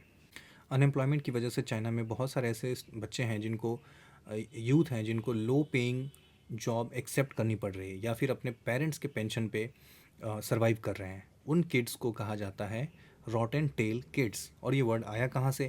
क्योंकि चाइना में ऐसे बहुत सारे बिल्डिंग हैं जो अनफिनिश्ड हैं, राइट, वो फिनिश नहीं किए गए हैं 2021 से, वो अनफिनिश्ड हैं। तो उसी से ये इंस्पायर हुआ है रॉटन टेल किड्स। तो ये चाइना से रिलेटेड है, और अगर कभी ये पूछा जाए कि कहाँ से रिलेटेड है या फिर इसका क्या मतलब होता है तो अभी आप आसानी से उसको आंसर कर सकते हैं। Then comes international criminal court. अब ICJ एक होता है और एक होता है ICC। आपको इन दोनों के बारे में काफ़ी क्लैरिटी होनी चाहिए कि इनका डिफरेंस क्या है, क्योंकि इससे रिलेटेड क्वेश्चन कभी भी आ सकता है, because this is very important. अब ICJ क्या है, मैं इसे यहाँ पे थोड़ा सा ब्रीफली बताने की कोशिश करूँगा। ICJ and ICC। नाउ जो इंटरनेशनल कोर्ट ऑफ जस्टिस, ये UN की बॉडी है, ठीक है ना। जैसे UN को आप ऐसे एक पार्लियामेंट की तरह समझ सकते हैं, राइट। जो वर्ल्ड पार्लियामेंट है दैट इज़ UN। जो पार्लियामेंट है तो उसकी एक जुडिशरी भी होगी। सो जुडिशरी जो है वो ICJ है, यानी कि international court of justice. ICC क्या है? International court of criminal. इसका UN से कोई लेना देना नहीं है, ये UN के अंडर नहीं आता। ये रोम स्टैच्यूट, सॉरी इसको रोम स्टैच्यूट एक लॉ है, राइट, जिसके अंदर ICC को बनाया गया है, राइट। ICJ जो है वो UN चार्टर से बनता है, राइट। अब इन दोनों के बीच में जो मेन डिफरेंस है वो ये है कि ICJ जो है वो 2 states, like suppose India and Pakistan है, इंडिया एंड पाकिस्तान, ठीक है ना। अब इंडिया पाकिस्तान के बीच में अगर सपोज़ वॉर हुआ और उस समय हमारा कोई मैटर हो गया, तो कश्मीर का इशू, जैसे हमारे प्रधानमंत्री थे former prime minister mister Pandit Jawaharlal Nehru, वो ये मैटर लेके चले गए थे ICJ के पास, UN में, UN मतलब ICJ के पास। अब ये मैटर चला गया UN के पास, तो उसकी जुडिशरी इसको डिसाइड करेगी, राइट। ये 2 स्टेट के बीच का जो झगड़ा है उसको सुलझाएंगे ICJ, ठीक है। ICC क्या है? सपोज़ जैसे बेंजामिन नेतन्याहू है, उसने अभी पैलेस्टीन ने, यानी कि जो अक्टूबर 7 सबको पता है अटैक किया था इसराइल पे, बहुत सारे लोगों को मारा, बहुत बुरे तरीके से मारा, है ना, इतने ब्रुटैलिटी के साथ मारा जिसका there is no imagination, I never imagine before that incident कि लोग ऐसा भी कर सकते हैं। तो फिर इसराइल ने रिटेलिएट किया। इसराइल ने जब रिटेलिएट किया तो उसमें भी बहुत सारे लोग मारे, पैलेस्टीनियंस, है ना, हमास के बहुत सारे फाइटर्स मारे गए, सिविलियंस भी मारे गए, राइट। तो उसमें नेतन्याहू को ड्रैग किया गया इंटरनेशनल क्रिमिनल कोर्ट में। तो इसमें क्या होता है, इंटरनेशनल क्रिमिनल कोर्ट में किसी इंडिविजुअल को जीनोसाइड के लिए, है ना, क्राइम अगेंस्ट ह्यूमैनिटी के लिए, किसी इंडिविजुअल को, नॉट स्टेट, इंडिविजुअल को जब हम पनिश करना चाहते हैं, then we drag him to ICC, international criminal court. लेकिन अगर किसी स्टेट का मैटर हो तो उसको हम आईसीजे में लेके जाते हैं, right. This is the basic difference, right. और ये यूएन के अंदर आता है आईसीजे, और जो आईसीसी है वो रोम स्टैट्यूट से बना है, उसका यूएन को लेना देना नहीं है। लेकिन यूएन अगर चाहे तो कोई मैटर इसको ट्रांसफ़र कर सकता है, राइट। ऐसा प्रोविज़न है। सो अब नाउ इंटरनेशनल क्रिमिनल कोर्ट के बारे में समझते हैं। Prosecuting serious international crimes including genocide, war crimes and war crimes against humanity, ये जस्ट अभी मैंने मेंशन किया। 2003 से इसने फंक्शन स्टार्ट किया है। नीदरलैंड हेग में इसका हेडक्वार्टर है, जो कि यहाँ पे लिखा हुआ है। China, India, Israel, Russia and United states, ये सारे मेंबर्स नहीं हैं आईसीसी के। यानी कि आईसीसी को हम, अगर हमारे ऊपर कोई आईसीसी की कोई भी रूलिंग हमारे ऊपर वैलिड नहीं होगी, because we are not the signatories of the Rome statute. हमने रोम स्टैच्यूट को साइन नहीं किया है। अभी हम एक सिग्नेटरी, साइन करना और रेटिफाई करना, इसमें भी फ़र्क होता है। जैसे सपोज़ इंडिया ने रोम स्टैच्यूट को साइन कर दिया, प्राइम मिनिस्टर गए साइन करके आ गए कि ठीक है, we agree to take part, be part of the ICC. लेकिन इंडियन पार्लियामेंट नहीं चाहती कि हम रोम स्टैच्यूट को साइन करें, क्योंकि जो प्राइम मिनिस्टर है वो एग्जीक्यूटिव का पार्ट है, लेकिन पार्लियामेंट जो है वो लेजिस्लेचर का पार्ट है, वो लेजिस्लेचर है। तो लेजिस्लेचर ये डिसाइड करेगी कि क्या सच में इंडिया को आईसीसी का पार्ट होना चाहिए, मेंबर होना चाहिए। तो पार्लियामेंट में सेम बिल, एक बिल पास किया कराया जाएगा और उस पर पार्लियामेंट की मेजॉरिटी ली जाएगी, जिस मेजॉरिटी के बाद अगर वो बिल पास हो जाता है तो उसको रैटिफिकेशन कहा जाएगा और हम फाइनली हम आईसीसी के मेंबर बन जाएंगे।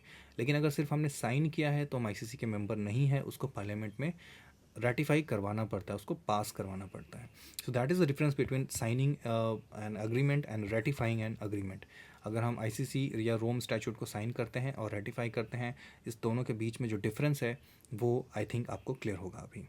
सो India is not a part of ICC, USA is not also part of ICC, Russia, Israel, China are also not part of ICC, right. Then Palestine जो है वो मेंबर बन चुका है आईसीसी का। ये सारे फैक्ट्स आपको ध्यान होने चाहिए क्योंकि एग्ज़ाम में पूछे जा सकते हैं, राइट। देन फिलीपींस भी आईसीसी का पार्ट नहीं है। बुरुंडी भी आईसीसी का पार्ट नहीं है क्योंकि ये लोग बाहर आ चुके हैं। आईसीसी की कुछ रूलिंग की वजह से ये लोग खुश नहीं थे और इन्होंने वहाँ से अपने आप को विड्रॉ कर लिया, जैसे यूएसए ने अभी अपने आप को डब्ल्यूएचओ से विड्रॉ किया है, राइट। तो ये सारी चीज़ें आई होप कि यहाँ पर क्लियर होंगी। देन पर्वतनेनी हरीश, ये कौन है? हमारे यूएन में परमानेंट रिप्रेजेंटेटिव है और ये बहुत ही इंपॉर्टेंट नाम है, बहुत ही इंपॉर्टेंट न्यूज़ है, ये आपको पता होना चाहिए क्योंकि इससे रिलेटेड क्वेश्चन कभी भी पूछे जा सकते हैं, किसी भी एग्ज़ाम में पूछे जा सकते हैं। सो पर्वतनेनी हरीश, ठीक है, ये रुचिर कंबोज के सक्सेसर हैं। इनके पहले जो अभी पर्वतनेनी हरीश हैं, इसके पहले रुचिर कंबोज थी और जो first women to hold the position in New York, यानी कि यूएन की permanent representative from India, Ruchir Kamboj जो है वो पहली महिला थी। अभी हरीश जी वहाँ पे हैं करेंटली, इतना पता होना चाहिए। Father of Agni missiles, right, doctor Ram Narayan Agarwal dies. Doctor Ram Narayan Agarwal की मृत्यु हो जाती है। इनको पद्म भूषण भी दिया गया है और इनको फादर ऑफ अग्नि मिसाइल भी कहा जाता है। अग्नि मिसाइल से बैलिस्टिक मिसाइल, राइट। और इसके बारे में और क्या हम बातें जान सकते हैं? इनको पद्मश्री दिया गया है, पद्म भूषण दिया गया है और डीआरडीओ के लाइफ टाइम अचीवमेंट अवार्ड भी इनको दी गई है। ये सारी न्यूज़ आपको ध्यान में होनी चाहिए। देन कुछ बुक्स हैं जिनके बारे में आपको पता होना चाहिए, इनके ऑथर कौन है, और ये सारी पीडीएफ में आप देख लीजिए क्योंकि इसको ये जस्ट रटने की बात है। देन ओलंपिक गेम्स का एक अलग एपिसोड होने वाला था पर कुछ मैंने इसमें ऐड किए हैं और जो बचेगा वो मैं एक पीडीएफ में प्रोवाइड कर दूँगा। तो 33rd आपको ध्यान रखना है, 33rd पेरिस ओलंपिक्स यानी कि पेरिस में हुआ है। फर्स्ट पोजीशन जो है वो यूएसए को मिला है 126 मेडल्स के साथ। चाइना सेकंड पोजीशन पे है 91 मेडल्स के साथ। जापान जो है थर्ड पोजीशन पे है 45 मेडल्स के साथ और इंडिया 71st पोजीशन पे है 6 मेडल के साथ। 6 मेडल में से मनु भाकर को 2 मेडल्स मिले हैं, दोनों ही ब्रोंज हैं। स्वप्निल कुसाले को 1 मिला है, इंडियन हॉकी को 1 मिला है, नीरज चोपड़ा को 1 और अमन शेरावत को 1 मिला है। अगर हम इवेंट्स की देखें कि किस इवेंट में मिला है तो पिस्टल में 1 मिला है, पिस्टल में 2 मिला है, यानी ये तो दोनों मनु भाकर को मिला है। राइफल में अगेन मिला है और हॉकी में, जैवलिन में एंड कुश्ती में तो 3 शूटिंग के हो गए, एक हॉकी, एक जैवलिन और एक रेसलिंग से। तो इतने सारे इवेंट्स में हमें मेडल्स मिले हैं। हमें एक भी गोल्ड नहीं मिला है, 5 ब्रोंज एंड 1 सिल्वर मिला है हमें, राइट। तो ये डिटेल्स आपको पता होनी चाहिए। इंडिया का 71st पोजीशन है, ये हमने देख लिया।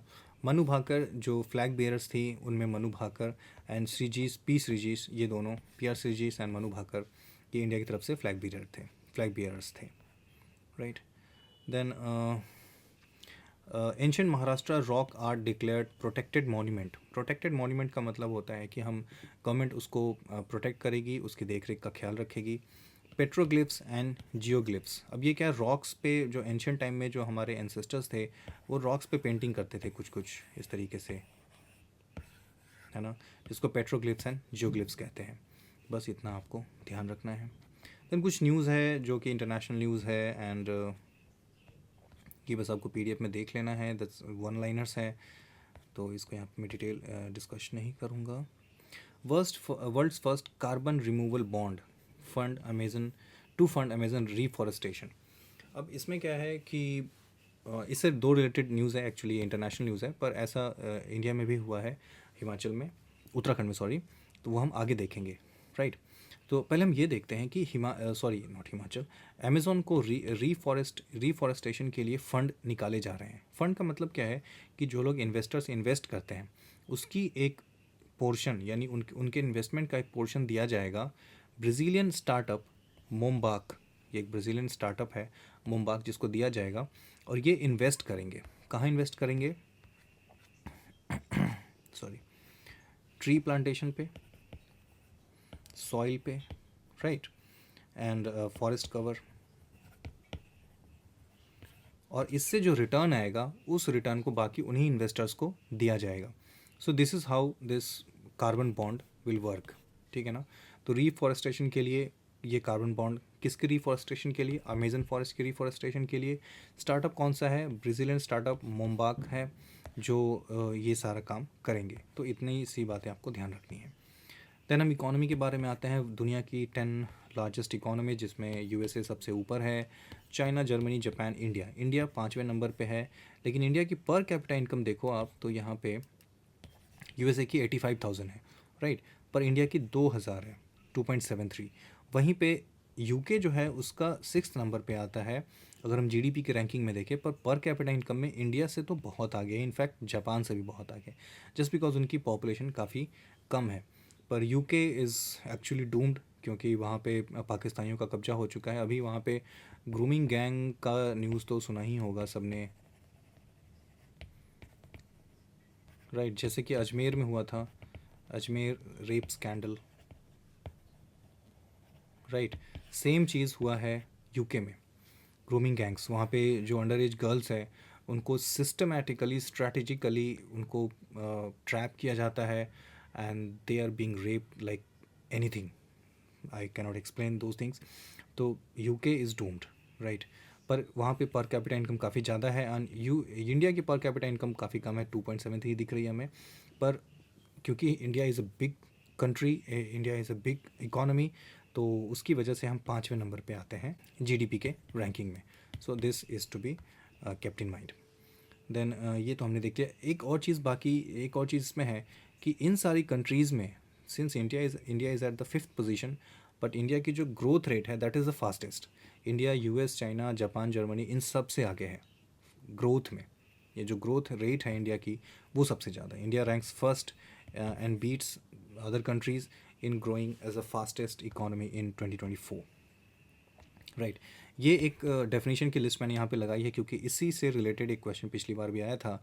तो आई बिलीव कि ये डेफिनेशन आपको पता होना चाहिए। एक्सटिंक्ट का मतलब क्या होता है, एक्सटिंक्शन इन द वाइल्ड का मतलब क्या होता है, क्रिटिकल इंडेंजर्ड का मतलब क्या होता है, इंडेंजर्ड, वल्नरेबल, ये सारे डेफिनेशन आपको पता होने चाहिए, सो दैट अगर ये क्वेश्चन रिपीट होते हैं इस बार तो आप इसको गलत ना करें या फिर छोड़ें ना। ये न्यूज़ जस्ट मैंने अभी बोला था कि जैसे वहाँ पे एक फॉरेस्ट बॉन्ड इंट्रोड्यूस किया गया है अमेजन फॉरेस्ट के लिए, सेम वे इंडिया के ग्रॉस डोमेस्टिक प्रोडक्ट, इंडिया के नहीं, उत्तराखंड ने ग्रॉस डोमेस्टिक प्रोडक्ट यानी कि स्टेट ग्रॉस डोमेस्टिक प्रोडक्ट को जब वो मेजर करेंगे उसमें इन्वायरमेंट को भी इंट्रोड्यूस करेंगे, यानी उसका भी एक फैक्टर होगा, right. First Indian state and first in the world to assess first Indian state Uttarakhand और दुनिया में भी पहला ऐसा स्टेट बन गया है जो जीडीपी की कैलकुलेशन में अपने इन्वायरमेंट को भी फैक्टर इन करेगा, यानी इन्वायरमेंट का कितना डिग्रेडेशन हुआ है या फिर हमने उसको प्रमोट किया है, हमने उसको सेफ गार्ड किया है, हमने उसको डेवलप किया है। तो ये सारी चीज़ें अगर हमने नेगेटिव इम्पैक्ट है तो जीडीपी को कम कर देगा, और अगर पॉजिटिव इम्पैक्ट है, अगर फॉरेस्ट कवर बढ़ रहा है, सॉइल की जो हेल्थ है हम उसको इम्प्रूव कर रहे हैं, वाटर की जो क्वालिटी वो अगर हम इम्प्रूव कर रहे हैं, तो जीडीपी को हम एक इम्प्रूवमेंट देगा, वो जीडीपी को वो ग्रोथ दिलाएगा, राइट। तो इसमें देखते हैं कि क्या क्या है, कितने 4 पिलर्स हैं इसके अंदर, जिसमें soil, water, air and tree. अगर इन जब जीडीपी कैलकुलेशन होगा उसमें इनकी हेल्थ भी कैलकुलेट की जाएगी, soil, water, air and tree, ये 4 पॉइंट आपको ध्यान रखने हैं। उत्तराखंड इज़ द स्टेट, आपको ये भी ध्यान रखना है क्योंकि दुनिया में ऐसा पहली बार हुआ है। तो ये क्वेश्चन एग्ज़ाम में आना काफ़ी ऐसा लगता है कि इनेविटेबल है, इस क्वेश्चन को तो आना ही चाहिए, देखिए that's a very big news. अब यहाँ पे जो ये इंडेक्स बनाएगा उसका नाम है Himalayan environmental studies and conservation organisation, ये आपको पता होना चाहिए, इसका नाम ऐसा है। देन 3 नए रामसर साइट्स ऐड किए गए हैं, टोटल रामसर साइट्स अभी 89 हो चुके हैं, विच इज़ नॉट इम्पॉर्टेंट क्योंकि बहुत फ्रीक्वेंटली चेंज होते रहते हैं, तो ये नंबर कभी नहीं पूछा जाएगा। पर ये लेटेस्ट 3 अभी ऐड हुए हैं, जिसमें से 2 तमिलनाडु में, एक मध्य प्रदेश में है। नंजरायन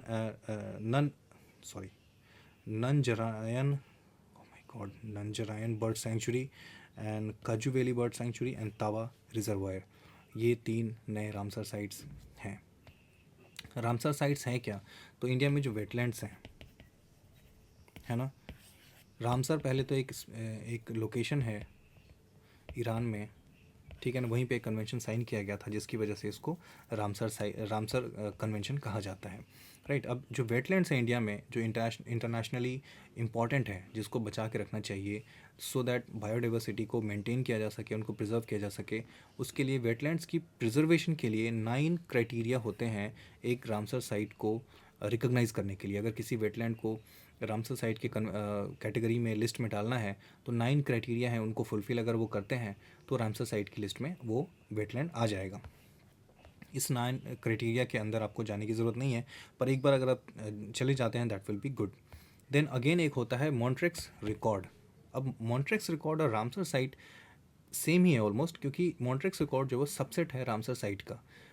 रामसर साइट की लिस्ट में जो भी वेटलैंड्स आते हैं उसके अंदर अगर किसी ऐसे वेटलैंड में काफ़ी इम्प्रूवमेंट हुई, कोई चेंज आया है, राइट, पॉजिटिव या निगेटिव, उसको हम मॉन्ट्रेक्स रिकॉर्ड में डालते हैं, राइट।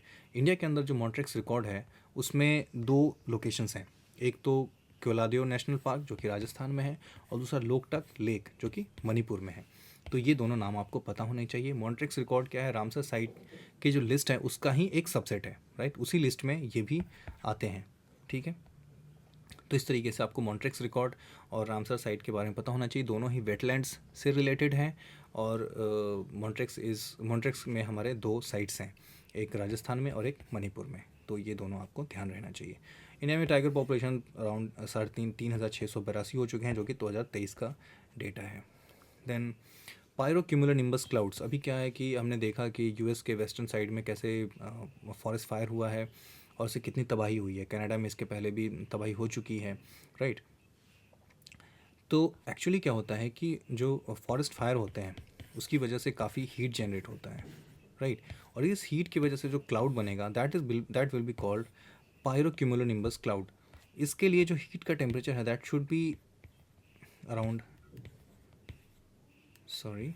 8 क्या लिख रहा हूँ मैं 800 डिग्री सेंटीग्रेड, इससे ज़्यादा होना चाहिए, तब जा कर के आप उसको पायरोक्यूमुलोनिम्बस क्लाउड बन सकता है।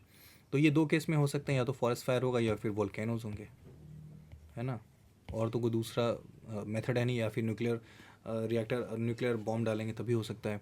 तो पायरोक्यूमुलोनिम्बस क्लाउड बनते हैं, 800 डिग्री सेल्सियस का टेम्परेचर इस या इससे ऊपर होना चाहिए, राइट। और इसकी वजह से अगर ऐसा क्लाउड बनता है तो थंडर होते हैं, उस थंडर की वजह से फॉरेस्ट फायर के फैलने की चांसेस बहुत ज़्यादा हो जाती है, क्योंकि जब टेम्परेचर इतना ज़्यादा होगा फिर थंडर होगा, उस थंडर की वजह से जो स्पार्क्स होंगे उसकी वजह से फॉरेस्ट फायर बहुत तेज़ी से फैलता है। इसकी वजह से ये काफ़ी इम्पॉर्टेंट है, कंसर्न है, ये अंडर कंसर्न है कि इसकी वजह से काफ़ी तबाही हो सकती है, राइट।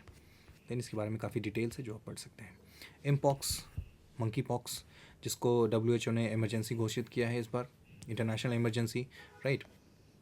मंकी पॉक्स है कि एक वायरल डिजीज़ है और ये मंकी से ह्यूमन में आता है।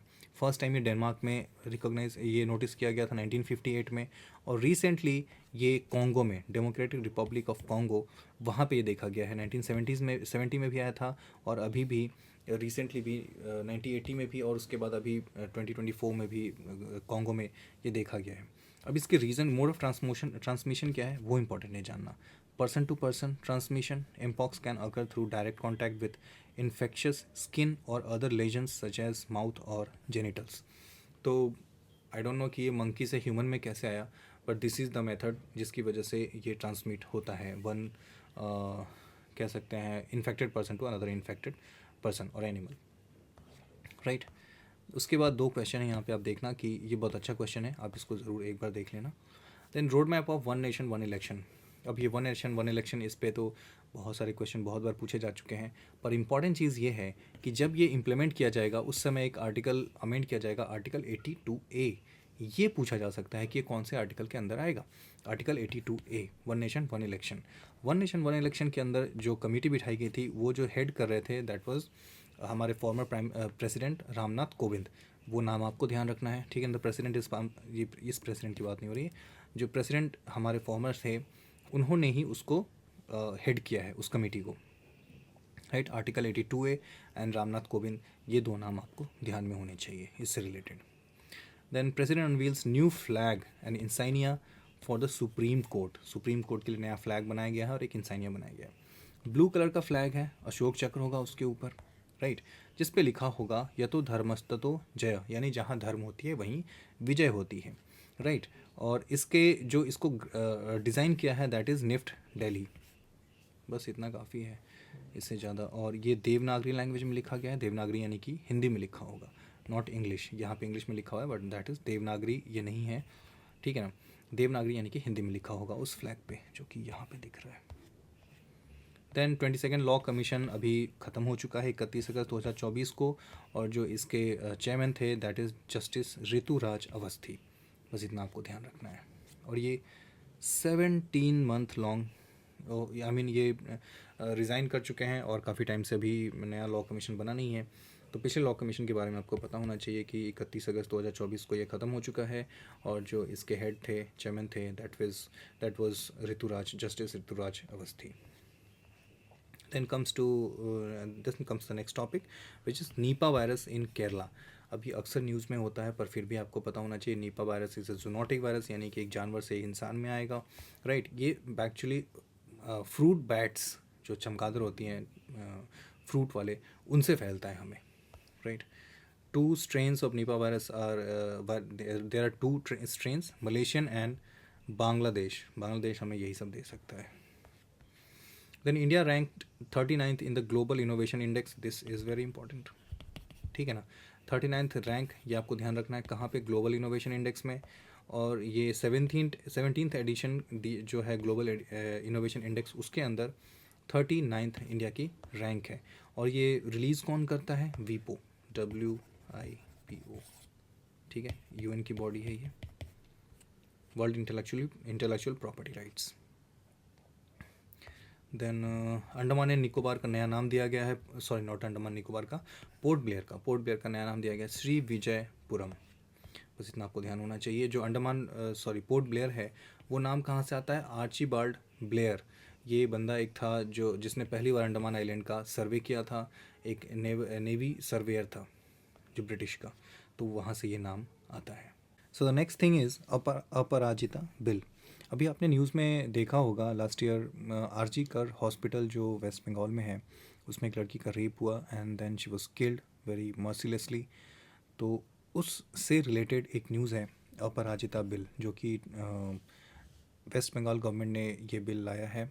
एंड इसके अंदर क्या है कि जो जो जो क्रिमिनल्स हैं, राइट, उनको सज़ा दिलवाई जाएगी, पनिशमेंट फॉर रेप।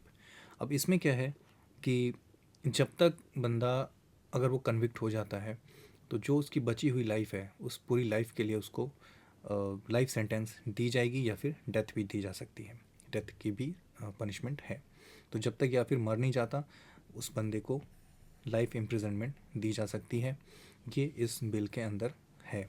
तो आपको ये ध्यान में रखना है कि अपराजिता बिल जो है वो वेस्ट बंगाल से रिलेटेड है और ये विमेन सेफ्टी के लिए है, राइट। देन ये कुछ इंटरनेशनल नेशनल न्यूज़ है जो कि आप देख सकते हैं, और ये आप अपने इस पीडीएफ को एक बार ज़रूर देख लेना। Then comes B palm drug. अब ये ड्रग किससे रिलेटेड है? टीबी से रिलेटेड, यानी ट्यूबरक्लोसिस। ट्यूबरक्लोसिस से रिलेटेड जो ये ड्रग है वो क्यों दिया जाता है? क्योंकि टीबी की एक ऐसी बीमारी है जो ड्रग रेसिस्टेंट हो जाती है ना। जो जो ड्रग हम देते हैं उससे उस जो बैक्टीरिया है उसको कोई फ़र्क नहीं पड़ता, राइट। उससे निपटने के लिए ये जो डिज़ीज़ है, टीबी की जो डिज़ीज़ है, उससे निपटने के लिए ये ड्रग लाया गया है। तो एक तो ये बीपाम है कि किससे रिलेटेड ये ड्रग है, दैट इज़ टीबी। पर टीबी से रिलेटेड और भी ड्रग्स हो सकती हैं, जैसे बीडाक्विलिन है ना, ये टीबी से रिलेटेड है। प्रीटोमैनिड ये भी एक है। लिनोजोलिड एंड मॉक्सीफ्लॉक्सासिन, ये 4 ऐसी ड्रग हैं जो टीबी से रिलेटेड है, ठीक है। टीबी में ऑलरेडी जो टीबी है वो रिफाम्पिसिन एंड आइसोनियाजिड, इनसे ड्रग रेसिस्टेंट हो चुके हैं टीबी के जो स्ट्रेन्स हैं, राइट। तो इससे निपटने के लिए हमने बी फार्म इंट्रोड्यूस किया है, राइट। तो आपको ये पता होना चाहिए कि टीबी से रिलेटेड कौन कौन सी ड्रग्स हैं, प्लस बी फार्म किससे रिलेटेड है, वो किस में दिया जाता है, किस बीमारी से निपटने के लिए। देन रूमी 1, ये काफ़ी इंपॉर्टेंट न्यूज़ है। India's first reusable hybrid rocket successfully launched, यानी कि वापस आ जाएगा, राइट। जैसे कि फाल्कन है वैसे ही इंडिया ने हमने इंट्रोड्यूस किया है रूमी 1, राइट। ये एक ऐसा रॉकेट है, ठीक है, India's first reusable hybrid rocket and right, Chennai से हमने इसको लॉन्च किया है। एंड और इससे क्या रिलेटेड इंपॉर्टेंट चीज़ें हैं, sounding rocket. Yes, sounding rocket क्या होता है ये पूछा जा सकता है। साउंडिंग रॉकेट का यूज़ करते हैं हम एटमॉस्फेयर के ऊपर कोई भी ऐसी इक्विपमेंट ले जाने के लिए जिससे एटमॉस्फेयर को स्टडी किया जा सके, उसमें हम साउंडिंग रॉकेट का यूज़ करते हैं। 80 किलो वेट ये रूमी 1 जो रॉकेट है वो 80 किलोग्राम का वेट जो है वो कैरी कर सकता है, राइट। देन इतना काफ़ी है। स्पेस जोन जो है उसने ये रॉकेट लॉन्च किया है, इसलिए स्पेस जोन भी इम्पॉर्टेंट है, रूमी 1 भी इम्पॉर्टेंट है, एंड साउंडिंग रॉकेट भी इम्पॉर्टेंट है। ये सारी चीज़ें मैंने आपको यहाँ पे बता दी हैं। देन ग्राफीन एक्चुअली काफ़ी न्यूज़ में रहा है, काफ़ी बार ये इससे क्वेश्चन आ चुके हैं, सो मैंने सोचा कि इसको यहाँ पे भी एक बार फिर से पढ़ लिया जाए। Single layer of carbon atoms जो कि स्टील से 200 गुना ज़्यादा स्ट्रॉन्ग होता है, एल्युमिनियम से 5 टाइम्स लाइटर दैन एल्युमिनियम से 5 गुना हल्का होता है ये, so that's why it is very important, है ना। Andre Geim and Konstantin Novoselov, इन्होंने फर्स्ट टाइम ग्राफीन को इंट्रोड्यूस किया था, एंड इसके लिए इनको नोबेल प्राइज़ भी मिल चुका है 2010 में। पर the important thing is this कि इसका एप्लीकेशन कहाँ पे है ग्राफीन का, राइट। ट्रांसपेरेंट स्क्रीन हम बना सकते हैं, ये हीट और इलेक्ट्रिसिटी का कंडक्टर होता है, राइट। बीइंग कार्बन एटम ये हीट एंड इलेक्ट्रिसिटी का कंडक्टर भी होता है। इसको हम स्क्रीन बना सकते हैं, इससे फ्लेक्सिबल स्क्रीन बना सकते हैं, लाइट बल्ब्स बना सकते हैं, राइट। इसके डिजीज़ के डायग्नोसिस एंड ट्रीटमेंट में भी इसका यूज़ किया जा सकता है। एनर्जी बल्ब्स बना सकते हैं जिससे हम एनर्जी बचा सकते हैं, बैटरीज बना सकते हैं, राइट। ये सारी जगह पे इनका एप्लीकेशन है। तो एप्लीकेशन बेस्ड क्वेश्चन भी होते हैं कि ग्राफीन के एप्लीकेशन कहाँ कहाँ पे हो सकते हैं। एंड जो सबसे इम्पॉर्टेंट चीज़ है वो है डिज़ीज़ के डायग्नोसिस में, उसकी रिकवरी में यानी कि उसके ट्रीटमेंट में, लाइट बल्ब्स में हम यूज़ कर सकते हैं, स्क्रीन बना सकते हैं, एंड ट्रांसपेरेंट होता है क्योंकि ये ओनली 2% लाइट को ही एब्जॉर्ब करता है, जिसकी वजह से हम इसको स्क्रीन बनाने में भी यूज़ कर सकते हैं। काफ़ी स्ट्रॉन्ग स्क्रीन बनेगा अगर ऐसा बनता है तो, है ना। लूनर मैग्मा ओशन थियरी, ये क्या है लूनर मैग्मा ओशन थियरी? तो इसरो की जो चंद्रयान 3 मिशन है उसने ये बताया है कि जो मून है हमारा, ये किसी समय में एक मैग्मा था, ठीक है ना। और ये थ्योरी ये भी कहता है कि पहले 2 ऑब्जेक्ट्स टकराए थे, ठीक है ना, जिसमें से टकराने के बाद एक मून बन गया और एक अर्थ बन गया। अर्थ, एक जो बड़ा वाला ऑब्जेक्ट था वो अर्थ बन गया, जो छोटा वाला था वो मून बन गया। लेकिन इस कॉलिजन की वजह से काफ़ी हीट जनरेट हुआ, जिसकी वजह से मून जो है मोल्टन स्टेट में चला गया और मून के चारों तरफ एक मैग्मा था, रॉक मैग्मा, राइट, जिसकी वजह से इसको ये ओशन थ्योरी जो है वो यही कहता है, राइट। तो ओशन थ्योरी में ओशन जैसा कुछ नहीं है, this is related to moon and earth, और मून के चारों तरफ एक मैग्मा था, वो ये ओशन कहता है हमें। बाद ये आप इसको देख सकते हैं पीडीएफ में, ये सब इतने इंपॉर्टेंट नहीं है but still you can go through this through in the PDF. Then हमारे पास 13 महारत्नाज हैं, है ना, एंड 25 मिनी रत्नाज हैं। बस इतने नंबर्स आपको ध्यान रखने हैं, नाम तो कभी पूछा नहीं जाएगा। The India tops in the plastic pollution जो पूरे वर्ल्ड में है उसमें इंडिया सबसे ज़्यादा है, सबसे ऊपर है। 20% अकेला इंडिया कंट्रीब्यूट करता है, just because India is I mean the most populous country, क्योंकि बहुत सारा प्लास्टिक यहाँ पे यूज़ हो रहा है, राइट। तो इंडिया इसमें सबसे ऊपर है। साइक्लोन आसना, ये काफ़ी न्यूज़ में रहा है और ये रेयर साइक्लोन है, राइट। ऐसा क्यों, इसके बारे में समझते हैं। पहले तो साइक्लोन आसना समझते हैं कि कहाँ पे ओरिजिनेट हुआ था। This originated in Arabian sea, right. और जो साइक्लोन होता है वो एक लो प्रेशर सिस्टम होता है, ये सबको पता है कि एक लो प्रेशर होता है, उसके अराउंड एयर जो है यानी कि विंड जो है ऐसे गोल गोल घूमते रहते हैं। अगर नॉर्दर्न हेमिस्फेयर है तो एंटी क्लॉकवाइज घूमेगा, सदर्न हेमिस्फेयर है तो ये क्लॉकवाइज घूमेगा। इतना तो सबको पता होना चाहिए, इतना हमने ज्योग्राफी के जो बेसिक क्लासेस हैं उसमें पढ़ा ही होगा। अरेबियन सी में ये साइक्लोन ओरिजिनेट हुआ है और ये पीछे कई बार ओरिजिनेट हो चुका है। 1891 और 2003 के बीच में 44, 64 एंड 76 में ओरिजिनेट हो चुका है, एंड मोस्टली अगस्त के मंथ में ही होता है, राइट। देन उसके बाद है boreal summer intra seasonal oscillation, BSISO। ये क्या है कि समर, और ये एक active phase and break phase बताता है मॉनसून का, जिसमें या तो जब एक्टिव फेज़ होता है तो काफ़ी बारिश होती है, जब ब्रेक होता है तो काफ़ी धूप होती है। यही इस ऑसिलेशन के बारे में है, राइट। और ये इंडियन ओशन में ही है, तो इतना आपको। सो दिस इज़ इट। इस तरीके से हमने ये पूरा एक साल का नेशनल न्यूज़ जो मोस्ट इम्पॉर्टेंट हो सकते हैं एग्ज़ाम पॉइंट ऑफ व्यू से, वो हमने यहाँ पे कवर किया है।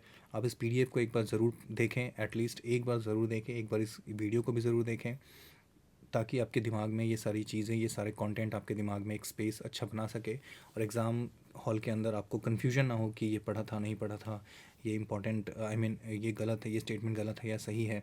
इन सब चीज़ों को फिगर आउट करने में आपको ये वीडियो, ये सेशन हेल्पफुल होगा, एंड आई होप कि आपको हेल्पफुल हो एंड आपके एग्ज़ाम पॉइंट ऑफ व्यू से ये काफ़ी यूज़फुल भी हो।